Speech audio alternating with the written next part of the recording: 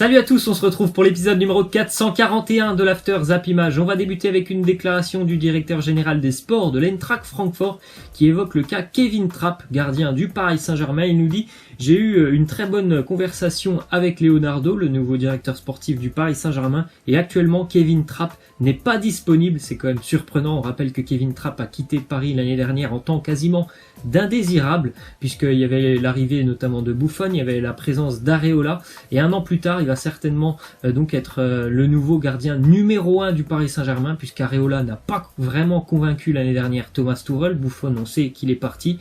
Kevin Trapp, c'est vraiment surprenant pour lui, parce que lorsqu'il était à Paris, la première année, c'était avec Laurent Blanc.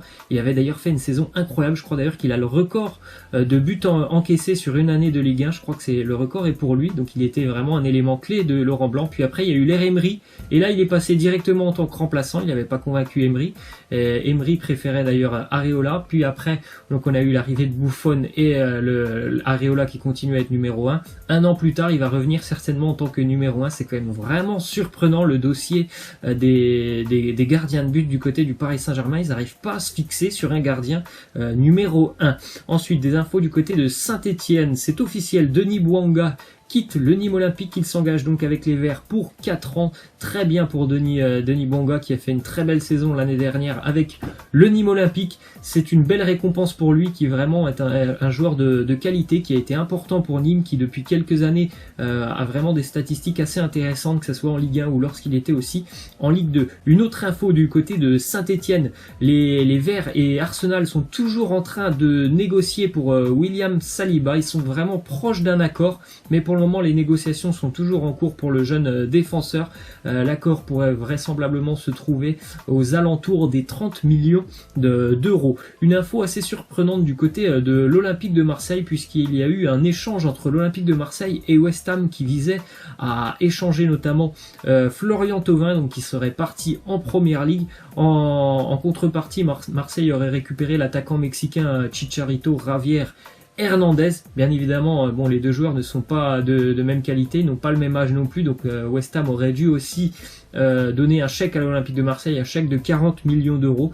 Donc c'est des rumeurs qui nous viennent d'Angleterre, de Sky Sports. C'est assez surprenant. Je n'arrive pas à comprendre pourquoi les dirigeants marseillais veulent se séparer de Florian Thauvin. Bien évidemment, ça serait un joli chèque, mais pour le moment, l'OM n'a recruté personne.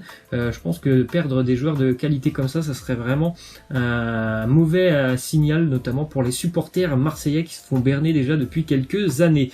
Une autre info du côté de l'OM, on pense sérieusement à transmettre une offre à Montpellier pour le milieu de terrain Paul Lannes, qui a effectué beaucoup de matchs. Je crois que c'est 35 matchs cette année avec Montpellier pour Paul Lannes. Alors pas toujours en tant que titulaire, des fois il a eu un petit peu de temps de jeu en seconde mi-temps, mais c'est un élément clé aussi du côté de Montpellier. Michel Derzakarian l'apprécie énormément. Il joue au poste de numéro 6. De par sa grande taille, c'est quelqu'un qui dans les duels aériens est assez intéressant, et puis il a aussi une clairvoyance assez intéressante dans le jeu. Il se projette très bien vers l'avant. Ensuite, déclaration de Jacques-Henri Hérault, président de l'Olympique de Marseille. Il nous dit: André Villas-Boas m'a étonné par son degré de confiance dans le groupe actuel. Sa place pour lui, c'est de se qualifier en Ligue des Champions. Cela reste notre objectif. Il a aussi dit, Jacques-Henri Hérault, que Marseille avait quand même une enveloppe assez conséquente par rapport à la Ligue 1 pour pouvoir recruter cet été. Donc ça, c'est quand même intéressant, on va dire, pour les supporters. Je pense qu'ils attendent vraiment que le mercato débute. Il y a quand même un petit peu d'argent pour Marseille pour recruter cet été, et heureusement,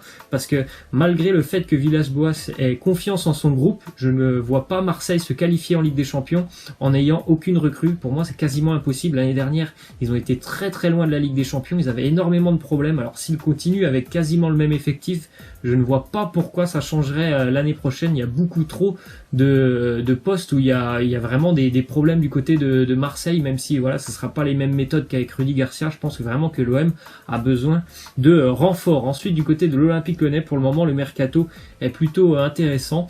Vous avez déjà les arrivées de Boubacar Fofana, Jean Lucas, Thiago Mendes, Youssouf Koné ou encore Cyprien Tatarusanu. Donc par exemple, contrairement à l'Olympique de Marseille, Lyon a déjà bien commencé son mercato depuis quelques semaines, déjà 5 très belles arrivées. Ensuite, c'est officiel, on en avait discuté un petit peu hier, Flavien Tay quitte le SCO Angers. Il s'en va pas très loin, il rejoint le Stade Rennais. C'est un joli coup aussi réalisé par les Rennais. Une info aussi mercato qui nous vient de Manchester United, qui s'intéresse à deux joueurs qui évoluent en Ligue 1, le Lyonnais Moussa Dembélé, ainsi que le Lillois Nicolas Pepe qui est toujours présent à la CAN, et d'ailleurs il affrontera l'Algérie, je crois que ça sera demain.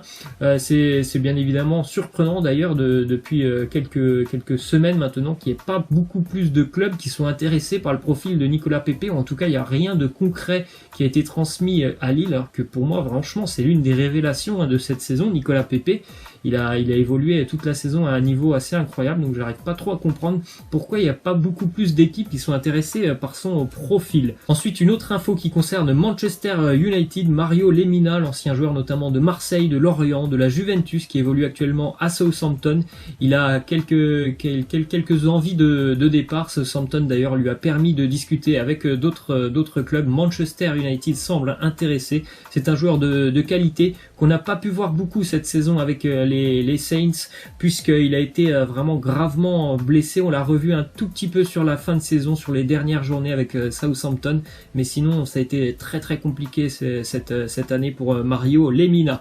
Ensuite, déclaration de Carles Puyol, ancienne star et ancien grand capitaine du Barça. Il nous dit Griezmann, premièrement, il doit venir, et s'il vient, les supporters le soutiendront comme ils soutiennent tous les joueurs du Barça. Ensuite, une autre info, le Barça qui va lever la clause de Griezmann d'ici aujourd'hui à vendredi pour lui éviter de retourner à l'entraînement avec l'Atlético Madrid, et puis aussi pour lui permettre de bénéficier des tests de pré-saison, des tests physiques de pré-saison avec son nouveau club du Barça. Donc ça c'est déjà une très très bonne nouvelle, et comme le dit Carles Puyol, il y a des gens qui franchement je vois beaucoup de choses, hein, et il y a des gens qui sont pas convaincus que Griezmann soit un bon renfort pour le Barça. J'arrive pas vraiment à comprendre pourquoi Griezmann ne serait pas un bon renfort pour le Barça.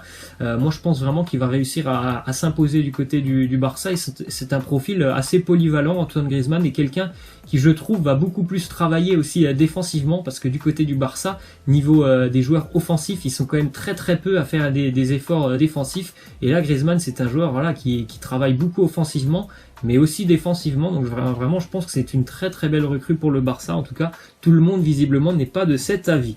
Du côté de Liverpool va vraisemblablement prolonger Divock Origi, le buteur belge, qui a quand même fait une saison assez incroyable par rapport au match et au temps de jeu qu'il a eu avec Liverpool. On sait que c'est pas du tout un titulaire, en même temps on connaît tous l'attaque phénoménale de Liverpool, mais dès lors que Jürgen Klopp fait appel à lui, en général il répond présent.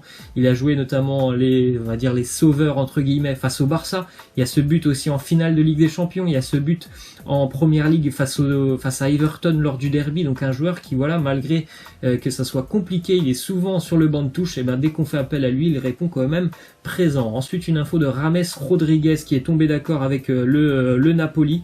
Maintenant, reste à l'agent de James Rodriguez de discuter, de tomber d'accord avec le Real Madrid. Bon, ça semble assez facile puisque le Real Madrid n'a pas vraiment envie de conserver James Rodriguez. Cependant, le Napoli espère voir James arriver avec un prêt et pourquoi pas une option d'achat. Alors, est-ce que ça sera suffisant pour le Real? Je ne sais pas. Ensuite, une info qui concerne Jordan Verretou, le français de la Fiorentina, qui est lié jusqu'en 2021 à la Fiorentina. L'AS Roma lui a proposé un contrat. Après, la Roma, pour moi, c'est pas vraiment un club stable depuis maintenant plus d'un an. Beaucoup de changements d'entraîneurs, beaucoup de directeurs sportifs qui passent, donc c'est pas vraiment stable. Je pense que ça aurait été peut-être mieux pour lui de choisir le Milan et le Napoli qui à un moment ont été intéressés. Donc bon, après, il n'a pas encore signé du côté de la Roma. Une arrivée aussi du côté du sous-marin jaune Villarreal en Espagne. Alberto Moreno, le latéral de Liverpool de 26 ans, quitte Liverpool. Bon, c'était une saison compliquée pour lui, seulement 2 matchs de jouer. Donc il retourne en Espagne avec Villarreal, tout comme par exemple Raúl Albiol qui a quitté le Napoli pour Villarreal. Villarreal, j'espère qu'ils auront une saison un peu plus tranquille que l'année dernière. Il s'était maintenu vraiment ric-rac en Liga. Ensuite, les stats assez surprenantes de la Tunisie lors de cette Coupe d'Afrique des Nations. Les Tunisiens qui sont qualifiés en quart de finale sans jamais avoir gagné un match. Ils ont gagné le 8e de finale au tir au but et les 3 matchs de groupe. Ça s'est terminé sur des matchs nuls. Ça nous rappelle par exemple le parcours du Portugal Portugal à l'Euro, ce qui n'avait pas empêché les Portugais d'être champions d'Europe. Ensuite, une jolie image de la Suède, l'équipe féminine qui est retournée donc au pays et qui a été vraiment acclamée. Beaucoup de supporters suédois sont venus acclamer les Suédoises qui ont donc terminé 3e de cette Coupe du Monde. Ensuite, une vidéo assez sympa de Pape Diop, le Sénégalais de Lyon, qui a pas beaucoup joué cette saison. Vous pouvez certainement la retrouver d'ailleurs sur les réseaux sociaux, cette vidéo. Elle est assez marrante. C'est Jason Denayer qui filme lors d'une séance de récupération. Pape Diop a été contraint de se mettre dans un espèce de jacuzzi avec une eau très très froide et vous pouvez voir sur la vidéo pendant 20 secondes il est en train de se plaindre, il se dit c'est pas possible, moi je peux pas faire ça, je viens du Sénégal, je connais pas ce genre de température, c'est assez marrant. Allez checker ça sur les réseaux sociaux. Et on va terminer avec cette jolie image d'un stade au Chili, le stade de Colo-Colo, avec vous voyez les montagnes derrière, les montagnes de la cordillère des Andes enneigées, vraiment un panorama magnifique pour jouer au foot. D'ailleurs laissez-moi en commentaire dans quel stade vous aimeriez tout simplement disputer un match. Voilà, moi je vous laisse, je vous dis à la prochaine, ciao.